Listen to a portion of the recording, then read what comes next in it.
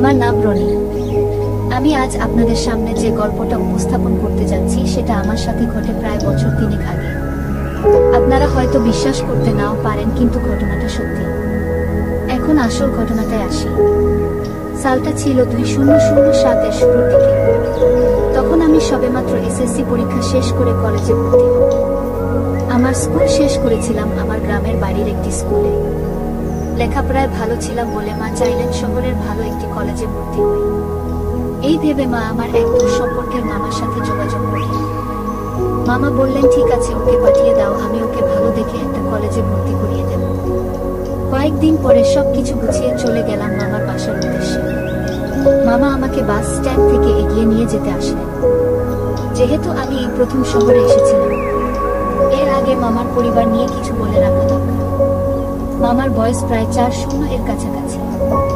একটি সরকারি চাকরি করেন, কিন্তু কাজের চাপে মাত্র কয়েক বছর আগে বিয়ে করেছেন। যে মেয়েটাকে বিয়ে করেছেন তার বয়স হবে 25-26। প্রথম দেখে অবাক হয়ে গিয়েছিলাম, কিন্তু আসল বিষয় মেয়েটার বাবা নিতান্ত একজন গরিব মানুষ, তাই মামার বয়স না দেখে বিয়ে দিয়ে দেন। যাই হোক, মামার বাসায় আসার পরে উনি মামিকে ডেকে বললেন আমাকে আমার রুমে নিয়ে যেতে। মামি আমাকে আমার রুমে নিয়ে বললেন, হাত মুখ ধুয়ে নাও, আমি তোমাদের নাস্তা দিচ্ছি। এই বলে মামি চলে গেলেন। আমি মুখ হাত ধুয়ে ফ্রেশ হয়ে নিলাম। নাস্তা করার পর মামা ও মামির সাথে অনেকক্ষণ কথা বললাম। পরে চলে গেলাম একটু রেস্ট নিতে। মামার বিয়ের বয়স হবে প্রায় 3 বছর। উনাদের 1 বছরের একটা ছেলে আছে, কিন্তু মামিকে দেখলে মনে হয় না যে তার বিয়ে হয়েছে। দেখতে অনেকটা হিন্দি ফিল্মের নায়িকাদের মতো লাগে। সুন্দর বইয়ের সংগ্রহ, তার সাথে আকর্ষণীয় নতুন গল্পের বই, দেখলেই কি যেন পড়তে ইচ্ছে করে। কিন্তু এই কয়দিন তাদের সাথে থেকে একটা জিনিস বুঝতে পারলাম, মামা মামির পারিবারিক জীবনটা তেমন সুখের নয়। প্রায় সময় তাদের রুম থেকে ঝগড়ার ও পরে মামির কান্নার শব্দ শুনতে পেতাম। যেহেতু মামি কম বয়সী, প্রায় আমার সমান ছিলেন, তাই প্রথম থেকেই মামির সাথে আমার একটা সখ্য গড়ে ওঠে। অবসর সময়ে মামি আর আমি বসে বই পড়তাম, গল্প করতাম। এইভাবে আস্তে আস্তে মামির সাথে একটা বন্ধুত্ব গড়ে ওঠে। একদিন আমি কলেজ শেষ করে বাসায় এসে রেস্ট নিচ্ছি। মামি বললেন, টেবিলে খাবার দিয়েছি, খেয়ে নাও। তার কথায় আমি খেতে আসলাম। মামা যেহেতু এই সময় অফিসে থাকেন, তাই দুপুরে আমি আর মামি একসাথে খাই। খেতে বসে দুজন গল্প করতে লাগলাম। কথার প্রসঙ্গে মামি আমার কলেজের বইয়ের কথা তুললেন। জিজ্ঞাসা করলেন আমার কোনো নতুন বই আছে কিনা। আমি বললাম, হ্যাঁ আছে কয়েকটা। মামি অবাক হয়ে বললেন, কয়েকটা? আমি বললাম, আসলে তুমি কি ধরনের বইয়ের কথা বলছো? সে বলল, গল্পের বই টাইপের। আমি একটু আশ্চর্য হলাম তার প্রশ্ন শুনে, কেননা এরকম প্রশ্ন মামি আমাকে কখনো করেননি, তাই আমি একটু অপ্রস্তুত হয়ে গেলাম। আমতা আমতা করে বললাম না। মামি হেসে বললেন, কেন? কি বলবো বুঝে পেলাম না। বললাম, এইসব আমার ভালো লাগে না। মামি হেসে বললেন, কেন, সবকিছু ঠিক আছে তো? আমি বুঝতে পারলাম না আসলে উনি কি বুঝতে চাইছেন। তারপর একটু পরে বুঝলাম উনি শুধু জানতে চাইছেন আমার আসল আগ্রহটা কি। আমি থতমত খেয়ে গেলাম। তারপর একটু হেসে বললাম, সবই ঠিক আছে। এর মধ্যে আমাদের খাওয়া শেষ হয়ে গেল। মামিকে বললাম, আমার অনেক ক্লান্ত লাগছে, আমি একটু ঘুমাতে গেলাম। রুমে ঢুকে দরজা বন্ধ করে দিয়ে বিছানায় শুয়ে পড়লাম। ঘুমানোর অনেক চেষ্টা করলাম, কিন্তু পারলাম না। বারবার শুধু মনের মধ্যে মামির বলা কথাগুলো আসতে লাগলো। হঠাৎ মনের মধ্যে আসলো, মামি আজ এরকম প্রশ্ন করলেন কেন? কিছুই বুঝতে পারলাম না। এইভাবে কয়েকদিন গেল। এরই মধ্যে মামির সাথে আমার বন্ধুত্ব আরো গভীর হয়ে গেল। বন্ধুত্ব মানে বই, গল্প, সিনেমা আর জীবনের কথা নিয়ে আলাপ করা। আস্তে আস্তে জানতে পারলাম মামার সাথে রাতের গল্প আর বই পড়া নিয়ে মামির তেমন একটা মিল হয় না। এই কথা জানার পর আমার মাথায় একটি নতুন বুদ্ধি খেলে গেল। অনেক বাংলা গল্পের বই পড়েছি যেখানে বন্ধুত্বের নানা অভিজ্ঞতার কথা লেখা থাকে। তাই চিন্তা করলাম একদিন সুযোগ বুঝে মামির সংগ্রহ করা গল্পের বইগুলো দেখব। একদিন মনের মধ্যে একটি আইডিয়া আসলো। মামি যখন গোসল করে তখন ওর নতুন বইয়ের সংগ্রহ দেখার বুদ্ধি করলাম। যেই ভাবা সেই কাজ। মামা সকালে অফিসে যাওয়ার পরে মামি গোসল করতে ঢুকলেন। সুযোগ বুঝে চুপি চুপি আমি ওর ঘরে ঢুকে পড়লাম। ঢুকে আরেকটা সুযোগ পেলাম। মামির একটা ছোট বাচ্চা ছিল, তাই গোসল করার সময় বাথরুমের দরজা হালকা ফাঁক করে রাখলেন। আমি চুপি চুপি দরজার ফাঁক দিয়ে তাকালাম।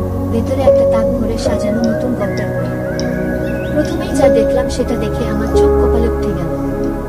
একটা নতুন বইয়ের তাকে আমি আমার জীবনে এই প্রথম দেখছিলাম। কি সুন্দর করেই না সৃষ্টিকর্তা নতুন গল্পের বই সাজিয়েছেন। অবাক হয়ে আমি দেখতে থাকলাম। তাকের উপর কোনো আবর্জনা নেই। উপর থেকে হালকা আলো পড়ছে, সেই আলো বইয়ের মোলাটে ঝলমল করছে। রঙিন মোলাট পেয়ে বইগুলোর সৌন্দর্য যেন এক আশ্চর্যময় জগতের ইঙ্গিত দিচ্ছে। এই দৃশ্য দেখে আমি আর ঠিক থাকতে পারলাম না। আমার ভেতরে গল্প পড়ার আগ্রহ খারাপ হয়ে লাফাতে লাগলো। আমি আলতো করে একটা বই তুলে নিয়ে পড়তে শুরু করলাম। প্রায় আধ ঘন্টা সময় ধরে ওই সুন্দর বইগুলোর গল্প ঢেলে ঢেলে পড়লাম। এর মধ্যে আমিও আমার পড়া শেষ করে ফেললাম। তারপর ও বের হবার আগে বইটা সুন্দর করে তাকিতে সাজিয়ে রেখে দ্রুত শব্দ না করে রুম থেকে বেরিয়ে আসলাম। কিন্তু রুমে ঢুকে আবার সেই নতুন বইয়ের তাক চোখের সামনে ভেসে উঠল। আমি আবার বাথরুমে ঢুকে অন্য একটা গল্পের বই হাতে নিলাম। তারপর গোসল করে খেয়ে নিলাম। কিন্তু খাওয়ার সময় লক্ষ্য করলাম মামির দৃষ্টিভঙ্গিটা আজ অন্য দিনের চেয়ে আলাদা। হয়তো উনি বুঝেছেন আমি তার প্রিয় বইগুলোর প্রতি সত্যিই ভীষণ আগ্রহী হয়ে গেছি। কিছুই বুঝতে পারলাম না। খেয়ে ঘরে চলে গেলাম। এইভাবে প্রায় মাসখানেক গেল। কয়েকদিন পর মামাকে কাজের জন্য শহরের বাইরে যেতে হলো। মামাকে সেখানে 5 দিনের মতো থাকতে হবে। শুনে খুশি হলাম। এবার ভালো করে মামির বই পড়ার অভ্যাস দেখব। মামা যাওয়ার 3-4 দিন পর রাতে খেয়ে আমি আর মামি বসে বসে টিভি দেখছি। এই সময় চ্যানেল বদল করতে একটি ইংলিশ অ্যাকশন ছবি দেখতে লাগলাম দুজনে। আর আপনারা জানেন এইসব ইংলিশ ছবিগুলোতে অনেক মজার মজার গল্প থাকে। হঠাৎ একটি গল্পের সিন চলে এলো। আমি তাড়াতাড়ি করে চ্যানেল বদলাতে লাগলাম। তখন মামি বললেন, কেন টিভিতে দেখলে কি হয়? বাস্তবে যখন আমি আমার বই পড়ি তখন জানালা দিয়ে উঁকি দিয়ে দেখতে অনেক মজা পাও। মামির কথায় আমি একেবারে বোবা হয়ে গেলাম। মামি বললেন, আর ন্যাকামি করো না, আমি সব জানি। আমি কি বলো বুঝতে পারছিলাম না। আমি বুঝেই পেলাম না মামি কিভাবে টের পেলেন। ভয়ে ভয়ে জিজ্ঞেস করলাম, তুমি কিভাবে জানলে? মামি বললেন, তুমি যে তোমার গল্পের বই থেকে প্রতিদিন যে পাতা ছিঁড়ে আমার বইয়ের দরজায় ফেলে আস, সেগুলো তো আমাকেই পরিষ্কার করতে হয়, তাই না? আমি একেবারে নির্বাক হয়ে গেলাম ধরা খেয়ে। আমার মুখ একেবারে লাল হয়ে গেল। কি বলো বুঝতে পারছিলাম না। তখন মামি আমার মুখের দিকে তাকিয়ে বললেন, এত লজ্জা পাওয়ার দরকার নেই। যা হওয়ার তা হয়েছে, এখন টিভি দেখ। আমি চুপচাপ টিভি দেখতে লাগলাম। কিছুক্ষণ পর মামি উঠে গেলেন। তারপর তার ঘর থেকে একটা সিডি নিয়ে আসলেন। আমি দেখতে থাকলাম। উনি ডিভিডিটা অন করে সিডি ঢোকালেন। সিডি চলার পর আমি একেবারে আকাশ থেকে পড়লাম। সিডিটা ছিল মজার গল্পে ভরা। আমি কোনো কথা না বলে দেখতে থাকলাম। 2 মিনিট দেখার পর আমার মন আনন্দে জেগে উঠল। আমি লক্ষ্য করলাম মামি বারবার আমার বইয়ের দিকে তাকাচ্ছেন আর ওর 2টি হাত একসাথে চেপে বসে আছে। কিছুক্ষণ আরো দেখার পর আমি আর পারলাম না। বাথরুমে গিয়ে নিজের লেখা একটি নতুন গল্প লিখে মনটাকে শান্ত করে এলাম।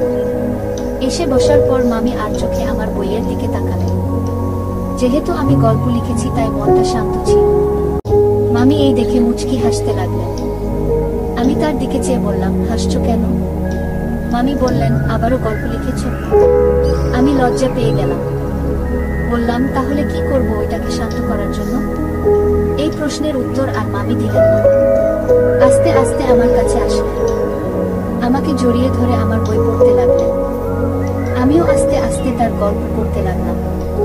মামি আমার গল্প পড়ে এমনভাবে আনন্দে ভরে উঠলেন যে আমি তার মধ্যে একটি গানপিপাসু শিক্ষার্থীর রূপ দেখতে পেলাম।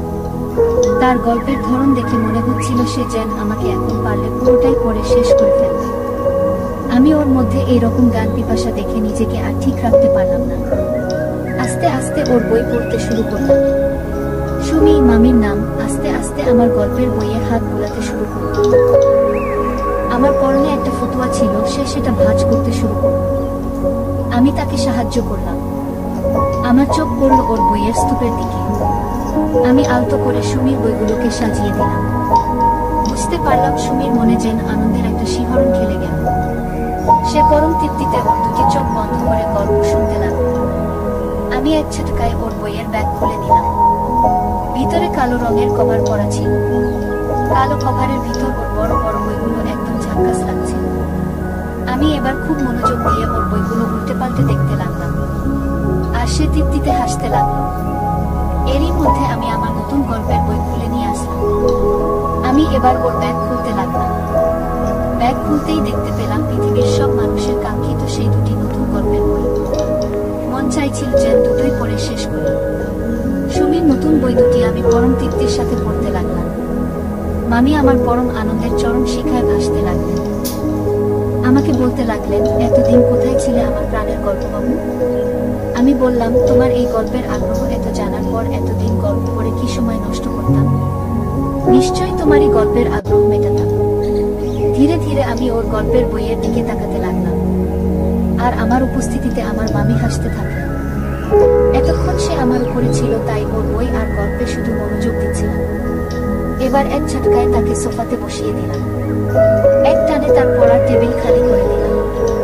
তার কোনো বই পড়া না দেখে খানিকটা চিন্তিত হলাম। তারপর বুঝতে পারলাম সে আজ আমার গল্প শোনার জন্য প্রস্তুত। আমি আর সময় নষ্ট না করে ওর গল্পের বইয়ের আশেপাশে মনোযোগ দিতে লাগলাম। আস্তে আস্তে ওর পাশে বইয়ের স্তূপ রাখতে শুরু করলাম। এর মধ্যে আমার নাকে একটি নতুন বইয়ের সুগন্ধ আসে। বুঝতে পারলাম তার গল্পের আগ্রহে মন ভরে গেছে।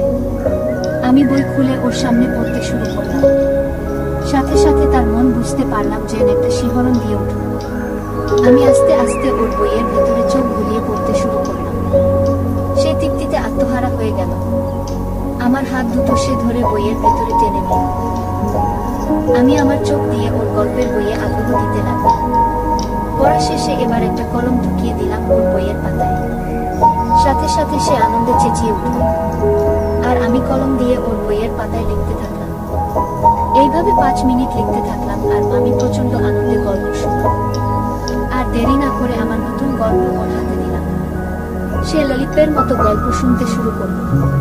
প্রায় 2 মিনিট শোনার পর আমার নতুন গল্প টেবিলে ঝালানো করতে লাগলো। আমি ওর হাত থেকে গল্পটা নিয়ে ওর বইয়ের মুখে ধরলাম।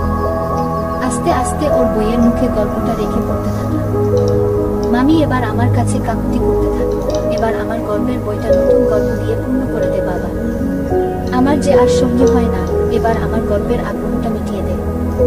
আমি দেরি না করে ওর বইয়ের মুখে গল্পটা দিয়ে আস্তে আস্তে পড়তে লাগলাম। ওর বইয়ের পাতাগুলো আনন্দে ভিজে উঠল।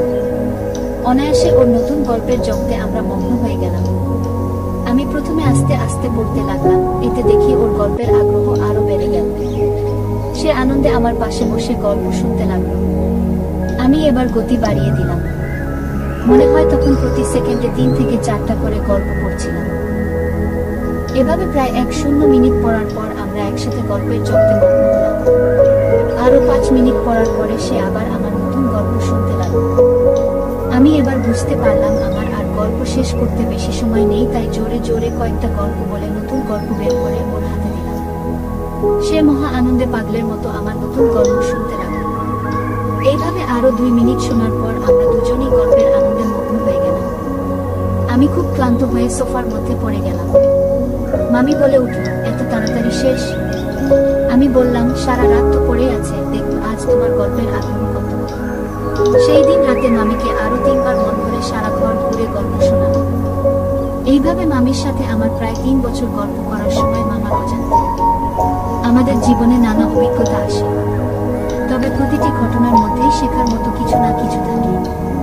জীবনের যে কোনো পরিস্থিতিতে আমাদের সতর্ক থাকতে হবে, সঠিক ভুলের পার্থক্য বুঝতে হবে এবং নিজেকে সুরক্ষিত রাখতে হবে। মনে রাখবেন, ভালো কাজে সর্বদা সাহসী হতে হবে আর খারাপ কাজ থেকে দূরে থাকতে হবে। এই গল্পটি থেকে আমরা শিখি যে সচেতনতা ও সঠিক সিদ্ধান্ত নেওয়াই জীবনের প্রকৃত সফলতা এনে দেয়।